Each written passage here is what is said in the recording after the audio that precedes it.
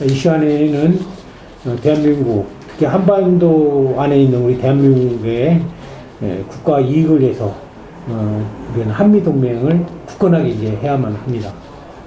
그런데 우리 한반도 이제 지정학적 위치에 따라서 역사적으로 많은 외세 세력에 관련돼 가지고 많은 영향을 받게 되는데, 그 중에서 이제 우리나라만이 그런 게 아니고 아프가니스탄이라는 나라에 대해서, 아프가니스탄이라는 나라, 이 나라가 가지고 있는 지정학적과 한반도 지정학 같은 공통점이 있으면서 많은 그 문제들을 가지면서 여러 가지 그 대응책이 좀 있어야 될 것 같아요. 특히 이제 우리나라 같은 경우는 북한과 대치하고 있기 때문에, 우리는 대한민국은 미국과, 현재 북한은 중국, 러시아와 이렇게 매치돼 있어서 서로 이념적으로나 군사적 측면에서 대치하고 있는 형편입니다. 그래서 먼저 한반도 가지고 있는 지정학적인 어떤 리스크가 어떤 의미가 있는지 우리 지원장 한번 얘기를 해봅시다. 네, 답변하겠습니다. 한국은 역사적으로 중세시대에는 원간섭기를 지녔고, 그 다음에 근대사에서는 일제강점기로 인해 고통을 받은 기억이 있습니다. 대륙 남하 세력과 대륙 진출 세력에 의해 침략받은 경험도 있습니다. 우리나라는 이를 교훈 삼아 군사, 정치, 외교 등 다방면으로 우리나라의 힘을 길러왔습니다. 그렇기 때문에 저는 극복 방안으로 첫 번째, 강한 군사력이 뒷받침되어야 한다고 생각합니다. 그리고 두 번째, 강한 군사력을 바탕으로 한 뛰어난 외교력이 필요하다고 생각합니다. 미국과 같은 동맹국가의 관계를 높이는 방법이 있을 수 있습니다. 마지막으로 이를 통한 무력 충돌을 줄임으로써 우리나라 국익에 기여할 수 있다는 생각을 했습니다. 이상입니다. 잘 들었습니다. 그 중에서 이제 제가 좀 더 생각하고 싶은 것은 강한 군사력이라는 의미입니다. 강한 군사력은 그러면 좀 더 구체적으로 어떤 병력을 이야기하는 건지, 자원을 이야기하는 건지, 무기를 이야기하는 건지, 강한 군사력에는 구체적으로 말씀을 해준다면 뭐가 좀 될까요? 네, 답변하겠습니다. 병력적인 측면으로는 병사 개개인의 국가에 대한 애국심과 충성심이 있을 수 있습니다. 그리고 국가 전체로 본다면 우리나라를 방어할 수 있는 뛰어난 기술력과, 그리고 적이 공격할 때 그 위치를 정확하게 원점 타격할 수 있는 능력을 보유하면 그게 강한 군사력의 증강이라고 볼 수 있다고 생각합니다. 이상입니다. 네, 그렇습니다. 그래서 이제 우리 공군에서 보면은 공군이 가지고 있는 전투 조종사들의 그런 실력과 강한 정신력, 강한 체력, 그다음에 강한 무기, 이런 것들이 정말 강한 군사력이 되지 않나, 이렇게 생각합니다. 그다음 두 번째 지원자가 좀 이야기를 좀 들어보겠는데, 우리 한반도와 아프가니스탄의 그 전략적인 존재가 공통점이 있다는데 왜 그 역사적으로 이렇게 이루어졌는지, 자, 그거는 이렇게 아는 대로 한번 이야기해 볼까요? 네, 답변하겠습니다.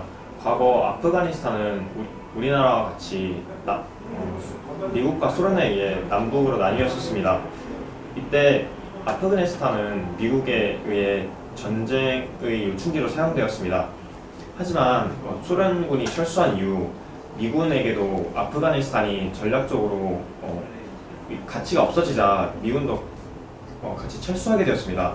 이후 아프가니스탄은 많은 내전을 겪었고, 이것은 아직도 현재 진행형입니다. 이와 같이 미국과 대한민국의 관계가 악화되고 더 악화되어서 미국이 한반도를 떠나게 된다면은 북한이 이를 노리고 우리 대한민국에 대한 도발이 늘거나 아니면 우리나라와의 관계가 더 악화될 것으로 예상됩니다. 따라서 결론적으로 미국과의 동맹을 유지하는 것이 저는 지금 가장 중요하다고 봅니다. 이상입니다. 네, 아프가니스탄과 오래전에 비슷한 경우로 베트남 같은 경우도 그때도 어떻게 됐습니까? 미국과 이제 베트남과의 전쟁이 있었죠. 결국은 결론은 1970년대 어느 나라의 승리로 이렇게 끝났죠? 베트남 결국 베트남이 이제 공산화 국가로 됐죠. 결국 미국이 이제 베트남을 떠나게 됐던 이렇게 상황이 됐던 것 같습니다. 그래서 이제 만약에 우리도 이제 현재 주한미군에서 미국의 강력한 이제 한미 동맹이 있는데 만약에 이제 북한이 주장하는 주한미군의 철수 이걸 주장하면서 굉장히 그런 이유가 있을 것 같아요. 왜 주한미군을 철수하라고 그럴 겁니까? 많은 이유들이 있지만 그중 하나는 저는 네. 이 주한미군이 있음으로 해가지고 우리는 현재 전쟁을 억제할 수 있는, 왜냐하면 주한미군이 국내에 있다는 것은 북한이 미국과 이렇게 이제 싸울 수가 있다는 거죠. 그런 문제가 전쟁을 억제하는데 아주 큰 기여를 하기 때문에 주한미군이 있는데, 만약 주한미군이 없으면 북한은 자연적으로, 왜냐하면 거대한 미국이라는 나라의 어떤 간섭을 받지 않고도 쉽게 공산할 수 있다, 이렇게 이제 보는 거죠. 그래서 우리가 북한과 그 다음에 우리 대한민국, 그 다음에 베트남과 과거의 미국, 그 다음에 아프가니스탄과 미국, 소련의 관계를 보게 되면 결코 방심하면 안 된다, 이렇게 생각이 듭니다. 이렇게 이야기 잘 들었고, 그 다음에 이제 세 번째로는 이때 이제 중국의 이제 신패권주의라는 이야기를 잠깐 들어볼 수 있는데, 신패권주의는 뭘 말하는 거, 중국은 이걸 어떤 의미라고 이제 보고 있습니까? 네, 답변하겠습니다. 중국은 현재 세계의 문화를 개통하는 데 개입해서 이제 세계의 바닷길을 장악하려는 신패권주의를 펼치고 있습니다. 이러한 상황에서 미국은 현재 중국에 대해서 견제를 할 것이고, 만약 중국의 세력이 더 커지게 된다면은 미국이 동맹 관계를 빌미로 한국에게 도움을 요청할 수도 있습니다. 이렇게 된다면 이제 세력이 커진 중국과 동맹 관계인 미국 사이에서 한국이 매우 곤란한 입장이 될 수 있기 때문에 이제 국가 안보에 타격이 없도록 이제 계획을 세우는 것이 가장 중요하다고 생각합니다. 이상입니다. 그래서 중국의 이제 신패권주의에 맞서가지고 동북아 정세를 굉장히 아주 긴장 상태에 이제 들어있다고 할 수가 있는데, 그래서 중국은 제가 봐도 아마 결코 북한을 포기하지 않을 것이다. 그래서 한국과 한반도, 그러니까 한국과 북한이 한반도를 과연 어떻게 해야 될 것이냐, 이런 문제가 있어요. 그래서 만약에 이 한반도를 평화적으로 좀 더 계속 유지한다, 그러면은 어떤 방향이 있을 건가? 우리 지원자는 어떤 생각이 어떻습니까? 답변하겠습니다. 먼저 지금 중국이 신패권주의를 표방하면서 지금 현재 미국의 세계 1등 위치를 노리고 있습니다. 그 상황에서 그 양 강대국에 껴있는 우리나라는 전략적인 외교를 해야 될 필요가 있습니다. 하지만 저의 생각으로는 두 국가 중 어떤 국가의 편을 들지는 확실한 노선을 정하는 것이 가장 중요하다고 생각합니다. 그렇기 때문에 저는 지금 혈맹을 표명하고 있는 한미 동맹을 더 강화하여 확실한 동맹 국가로서 미국을 선택하는 것이 좋다고 생각합니다. 왜냐하면 체제적으로도 미국과 같은 자유민주주의를 공유하고 있으며, 또한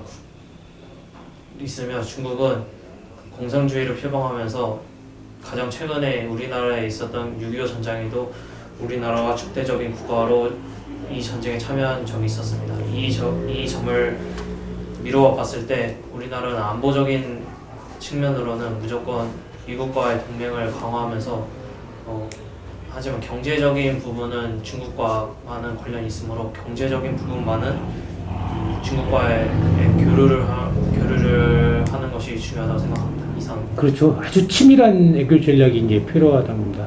우리는 어찌됐든 국가는 한미 동맹이 가장 최선의 답이라고 저도 생각하고 있습니다. 왜냐하면 역사적으로 봤을 때 아까 얘기한 혈맹이라는 게 다 있었기 때문에 부인할 수 없는 상황이에요.